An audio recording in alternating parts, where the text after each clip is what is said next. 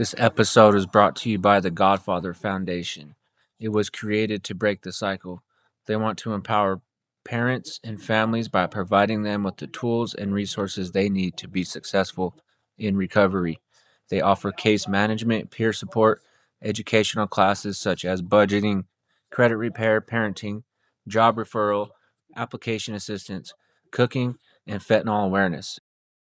They are very excited to start this new I Am Not Okay meetings in January. They will be holding these meetings every day. It is okay not to be okay, and you are not alone. These meetings are for everyone in the community that would like some extra support in their lives. They encourage participation from other groups. This is not a class meant to replace weekly groups, therapy, or any medical advice. They're here to provide extra support on those bad days. We are here to remind you it's all going to be all right.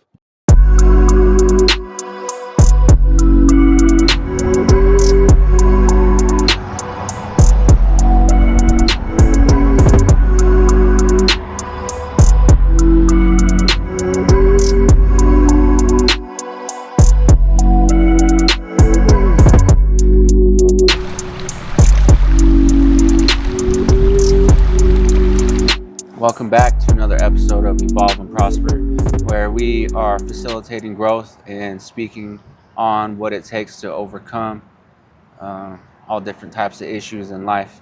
And today we got another great story. We have Emma. How are we feeling today? Good. Good. Thank you for coming on. Here. Thank you. Thank you. So we'll just go ahead and jump right into it. You had a stint with addiction, correct? Mm-hmm. And what was your drug of choice? Cocaine. Cocaine? And there was some alcohol abuse in there too. Yeah. Yeah. How old were you when that started? So the alcohol started when I was, I want to say 15, probably more towards 16. It was like the summer after I turned 15. And then the cocaine was 17 when I was in my senior year. Oh, wow. So it progressed pretty quickly? Yeah. Yeah. For Just being sure. in that party lifestyle, like in yeah. high school? Yeah, for Yeah. sure. So once you jumped from alcohol to cocaine, what was life like at that time? So to go back a little bit, I grew up in a very LDS household, like by the book. I was super active in the church up until about the time I started drinking. But I was naturally a very rebellious person, and so a lot of it was just not wanting to abide by the rules of the church and what my parents were saying and stuff like that.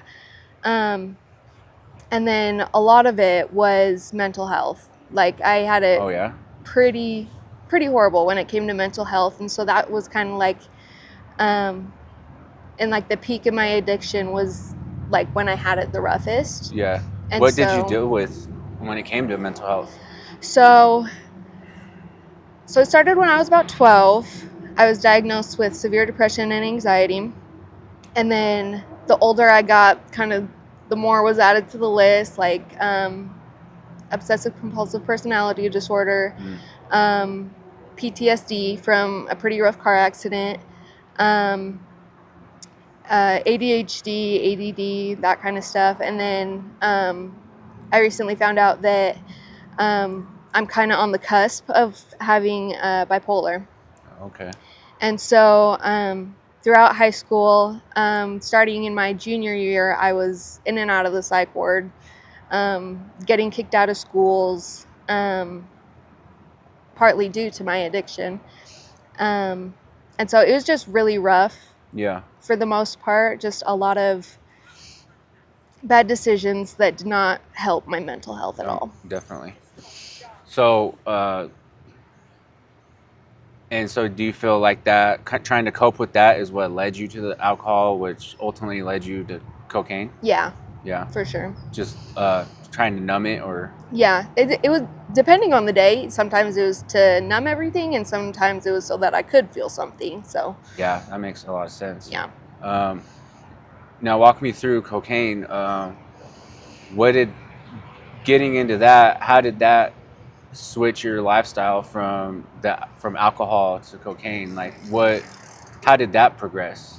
So with the alcohol, I was also smoking an unhealthy amount of weed, but which I've learned is actually helping now. But Good.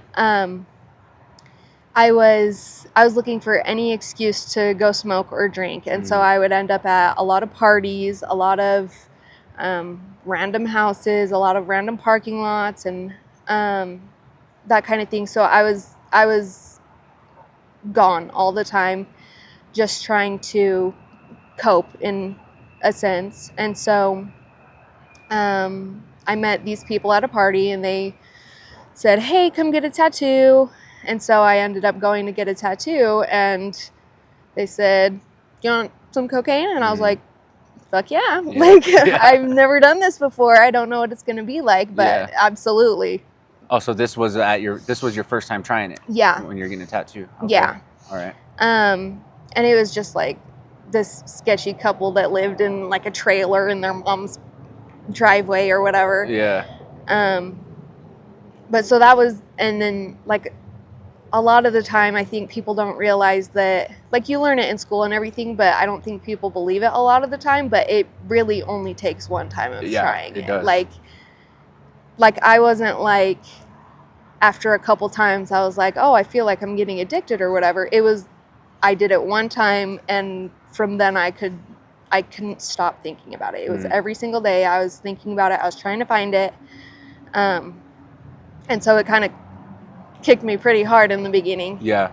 Were you just like snorting it, or? Yeah. Yeah. Is that the only way? Like, you did it? I'm booty bumped a little bit. Yeah. But nothing crazy. I've never shot anything or anything like that. Well, that's good. Yeah. So once your cocaine addiction started, like you said, it turns into like an obsessive thing, and it controls you, it consumes you. So that's just what you were doing every day, just on the hunt for... Yeah. And so it sucked at the beginning super bad, because like right off the bat I was craving it so bad, but I ended up having a falling out with that couple, and so I had no other resources to get it. Yeah. And so I was like in the deep end for quite a while, trying to find it, trying to like reach out to random people, like some really sketchy situations, stuff like that. Yeah. And so it was pretty rough in the beginning. Yeah, man. It's just crazy, like, how a substance can do that to you. You know, and it's like you're fiending for it almost, and you hit enough random people, and just, you know, it's crazy how it does that to us. Yeah, for sure. So how long did that go on for?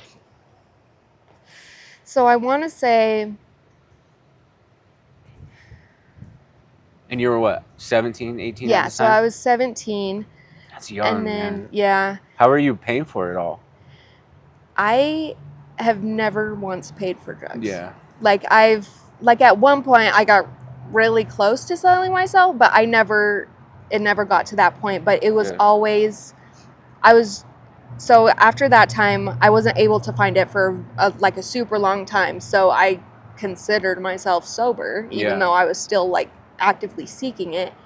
And then I would be at another random party, and so I would end up finding, and everybody, that was like the party drug, so everybody was doing it, and so I would find different plugs at these parties and everything.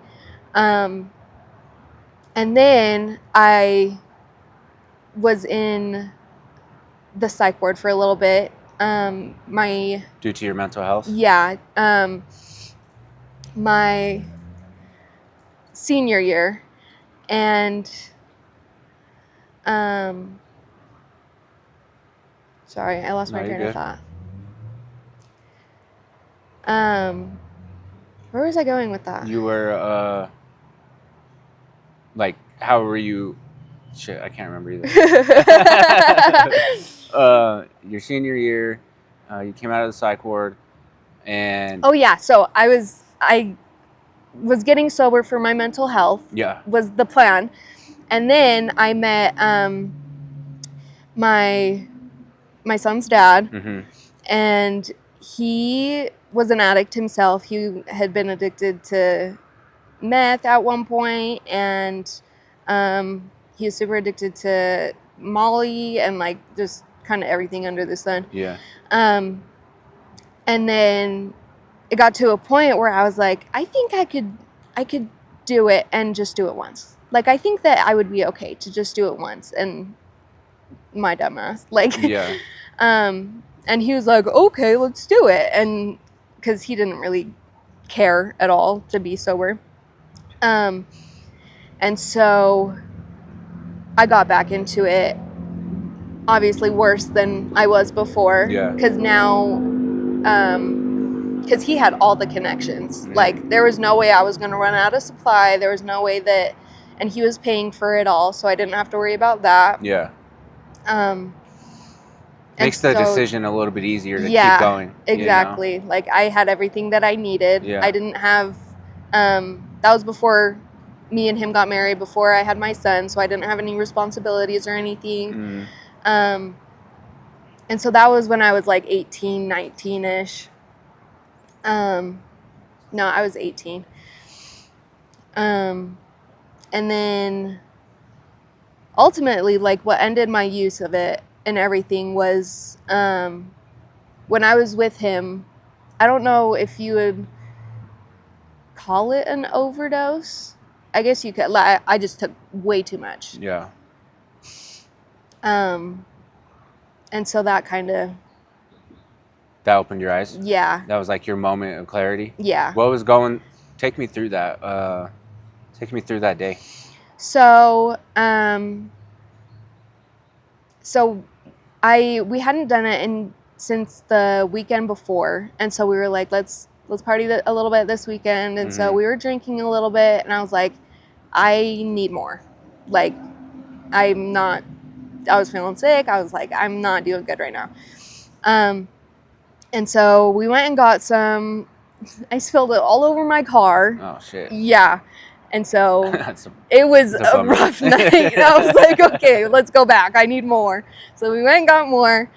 And then I come home. We were up all night long, obviously not being able to sleep. And then he made me drive him to work at like 5 a.m.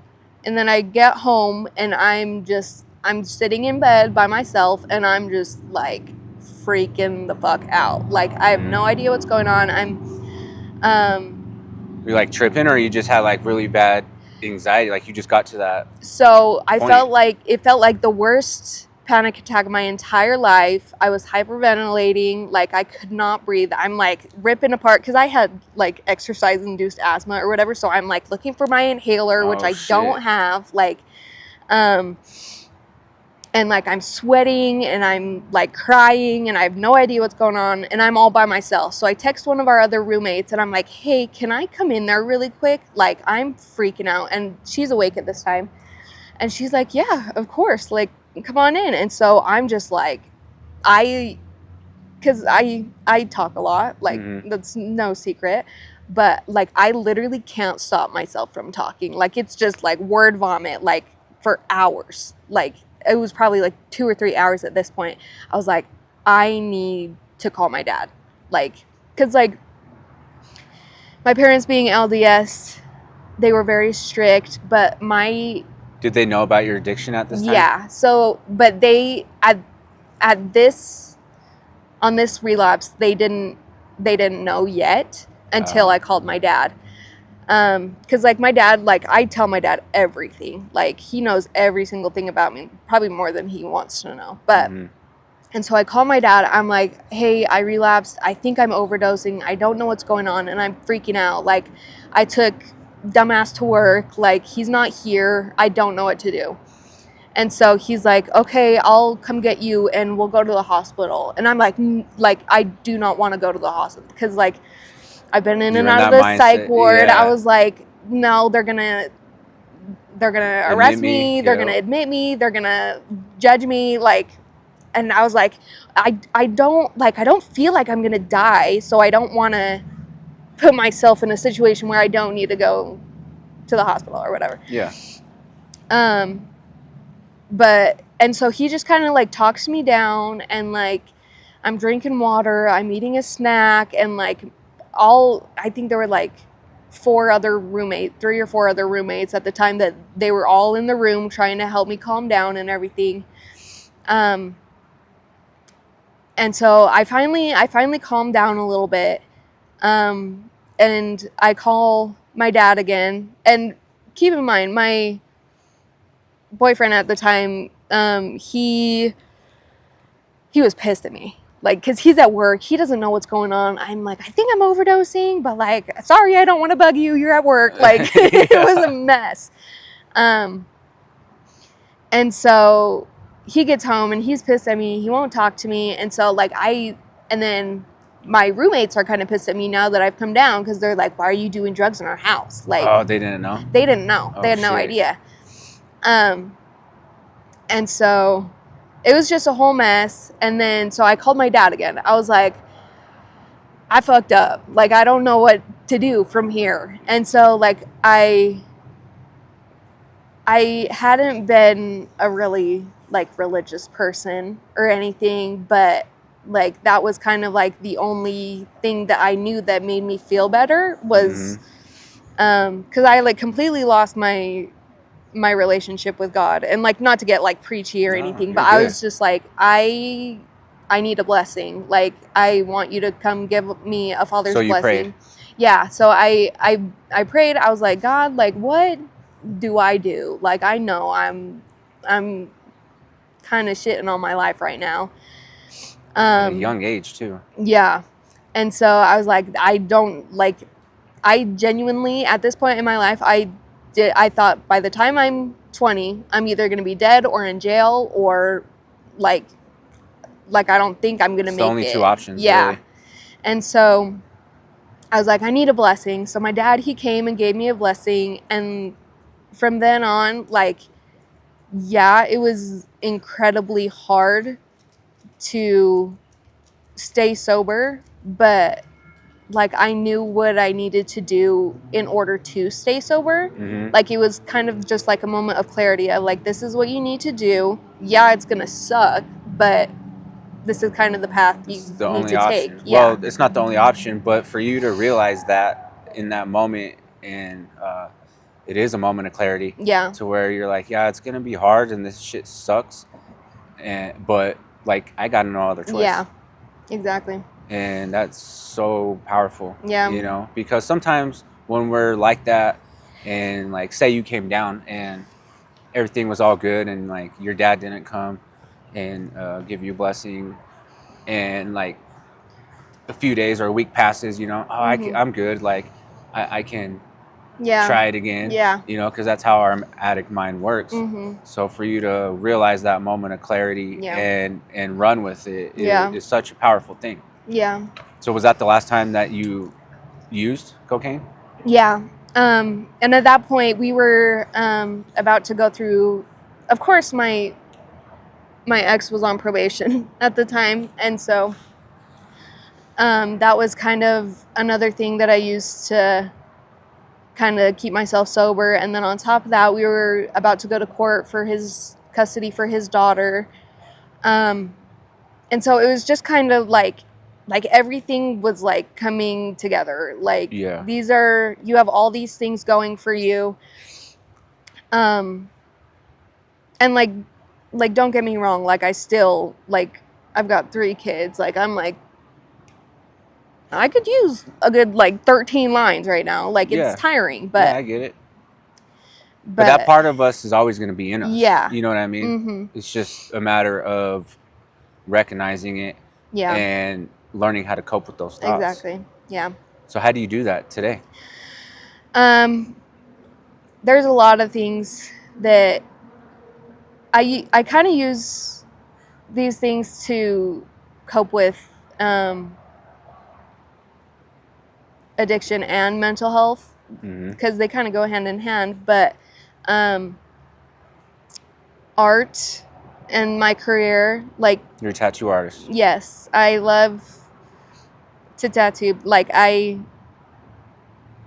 read this thing once. I can't remember where I seen it. It was probably on Facebook or something, but it was like, if you were as passionate as you were about your career as you were about drugs, like you could be unstoppable. Most definitely. And so that kind of clicked for me, and so I just put that passion towards tattooing. So now if I feel the need to go use, or I'm feeling down in the dumps with like my mental health stuff, like I might be getting a little too sad one day, I'm like, okay, let me drop a new piece to do on my husband or to do on myself. Like, just to clear the mind. Yeah. And create something. Focus on something else. And kind of like, of course you need to like recognize that those feelings are there, but once you do, it's good to have a distraction. Yeah. But learning to cope with them, and, well, not really cope, but like recognize that they'll always come and go. Yeah. And not jumping on impulse when they come. So like how like as addicts, how we used to to just run and cope with it. Oh yeah. I was definitely a very impulsive person, and I would just, like, the second I needed something or felt like I needed something, I was on it immediately. So let's talk about the mental health aspect for a minute. Because like you said, they go hand in hand. Yeah. And most people that deal with mental health aren't always drug addicts, and vice versa. Yeah. But the ones that struggle with both, it's easy to just be like we've been saying, just jump right in to what numbs it. Yeah. You know, outside of you getting like triggered or cravings, whatever, however you want to call it, is your mental health like a part of that, or is that kind of its own separate thing that you've learned to deal with or cope with? I think it's separate. I definitely think that they affected each other, but I think it's a separate aspect, because like there would be things that would trigger different, like there were certain situations that would trigger, hey, I need a line, but then there were different things that would trigger like, hey, I feel like I'm not safe right now. Okay. Due to like self-harm and stuff. Like, yeah. There were different feelings for different triggers, if that makes sense. No, that makes, 100%. Now, do you today, do you just kind of deal with your mental health and work through it? Do you take any medications for that? Yeah, so I'm on medications for my depression and anxiety. And does that help you? Yeah, it does. I've been through like every medication in the book to see which one actually worked for me. So it did take a lot of time. But now that I found the right one, it does work for me. Yeah. I know that it doesn't work for everyone, but my doctor put me on like anxiety medication and antidepressant. Mm-hmm. And I was like skeptical about taking it. Yeah. But I'm like, okay, I'll give it like a month. Yeah. You know, and I took it for a month, and then I just stopped. Yeah. But, you know, but that's lately, how it goes a lot of the time. Yeah, but lately, like I've been feeling great. Like that's awesome. You know, so yeah. I was just, you know, I know everyone's different though. Yeah. You know. Yeah. Of course. And so like I don't judge or anything, because we all deal with it in different ways. Yeah. And it's really like a subject that I feel like nobody has the right answers to. Yeah. Well, and like a lot of the time, like, because medication doesn't work for a lot of people, and like that's totally fine. That's just where like you need to find out like what coping skills work for you, like whether that's a hobby or therapy. Like I'm a huge fan of therapy. I'm not in it right now, but one-on-one therapy is great. Yeah. Oh yeah, for sure. You get like unbiased feedback. Yeah. You know, and being able to go in and talk to a therapist is a way of like doing it, like talking and working through things on your terms. Mm-hmm. But also I feel like having the courage to go and speak about certain subjects to work through. Yeah. Well, and you can like, it's your experience, so you can be picky about it. Like you can say exactly like, this is what I'm looking for in a therapist, this is what I don't like, or like, because like for me personally, I I went through so many therapists, like, that just did not work for me. And then I went to a family friend, which it's not suggested because of, like, they can be biased, but Yeah. I really liked him because he sat me down and he was like, this is where your life is headed. Like, you need to change your shit or this is where you're gonna end. Like, there was one time, like, in a session where I was with a really bad dude. He made me call the dude and break up with him in the session because he was like, this is not going to work for you. And I was like, okay, that's exactly what I needed. Yeah. And you can pick, like, this is what I do want to talk about, this is what I don't want to talk about. Like, you can be as picky as you want with it. So when you got sober, did you do any, like, rehab, 12-step, or just from that moment of clarity you knew what you wanted and that was it? No, just cold turkey. Yeah, that's what's like, up, man. After that, I did experiment with, like, psychedelics and stuff like that. Like, How was that? So No, were you sorry, before you start, were you taking it to, like, try to heal from that, or were you taking it to replace? Yeah. Okay, all right. I was not being healthy about it. Yeah. I did a ridiculous amount of acid. Like, it just sucks because I used to be like high honor roll, like, super super fucking smart, and now I'm kind of dumb. Like there's times like where I'm like, there's something missing up there. Like, but now, like, I was doing a lot of bad shit with that. And then I had my first son, and I realized he doesn't need to be around that. Like, I don't want him growing up in that kind of situation. So I stopped doing that stuff.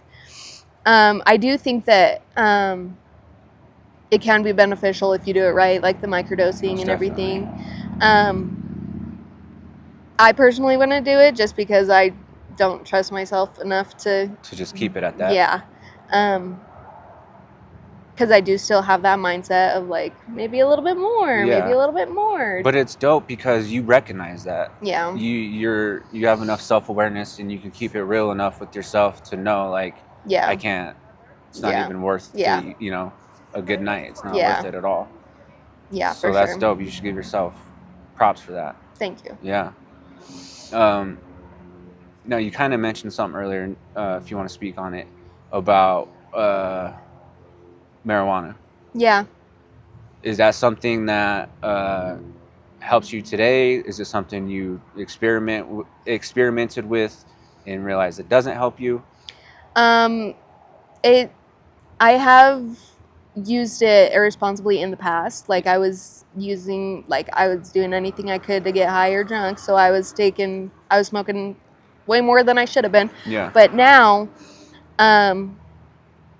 like, with, like, the laws starting to change, and with some of the people that I hang out with, it really helps them with their mental health stuff. And so I was like, let's give it a shot, because that's something that I trust myself with, because I know my limits, and I know, like, the signs of when I need to stop and stuff. But I do use it. Okay, it's not like every day, but if I'm super stressed out or I'm super anxious, I'll smoke some, and it does really help with my anxiety and my depression. Yeah. Especially with having 3 kids and, like, a noisy house. It helps me. Like, I don't want to say it makes me a better mom, but, like, it makes it more fun. Yeah. Well, also kind of puts you more in the moment, maybe. Yeah. Like, you're not. Everything's not as loud. Yeah. You know. Because you're already a great mom. Thank you. So I understand what you're saying, and I relate to that. Yeah. Because it does have its benefits. Yeah, for sure. And just because we're ex-drug addicts, doesn't mean, like, there's a weird stigma about it. Yeah. You know.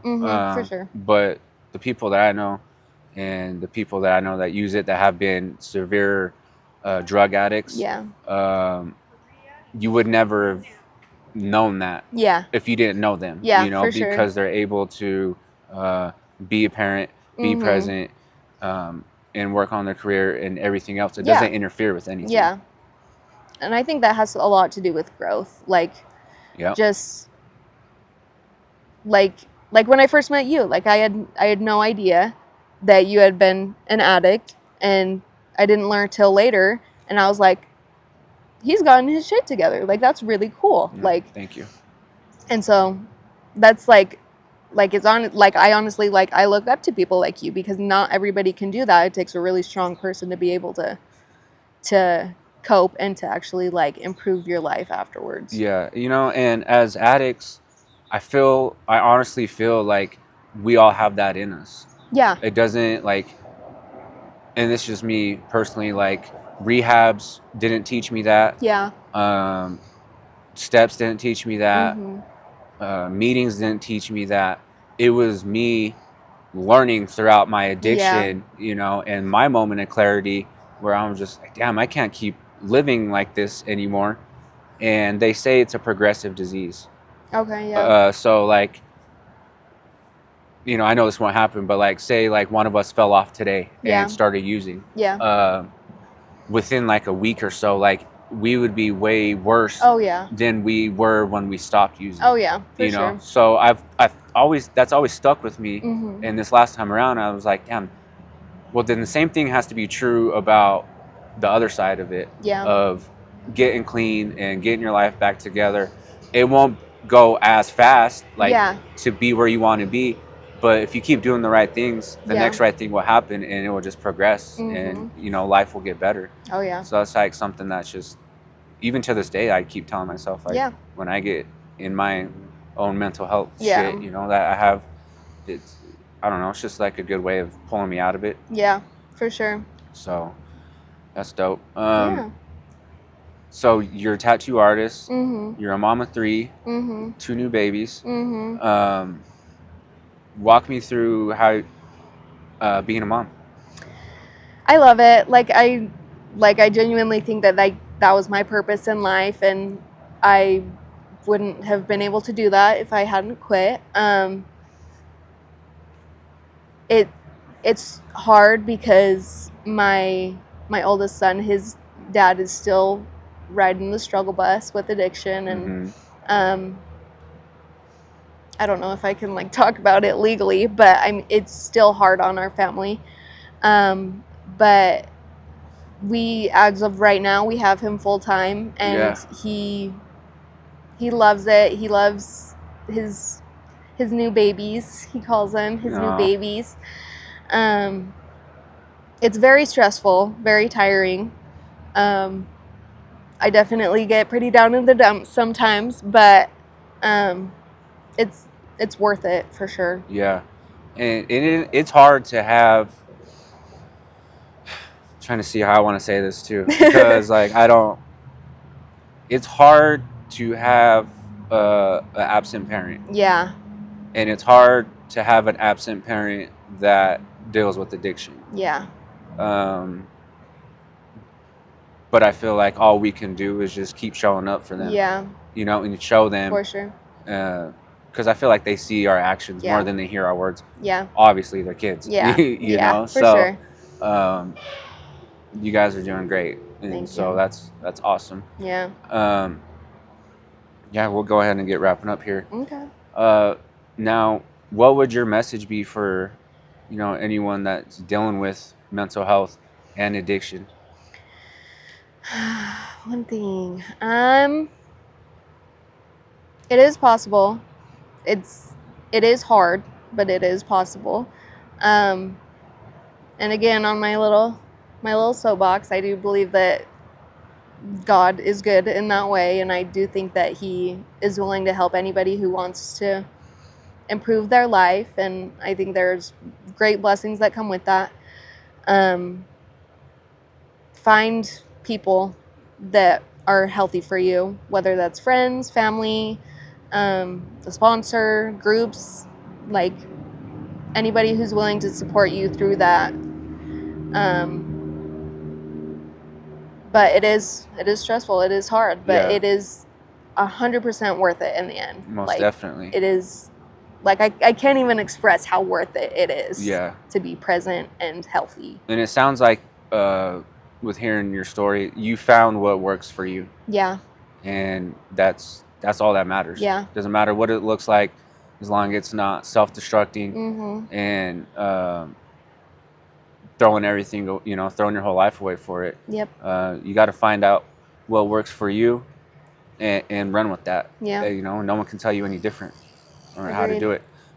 Real quick, since you've been sober and since you've turned your life around, has your relationship with God been stronger? Yeah, 100%. And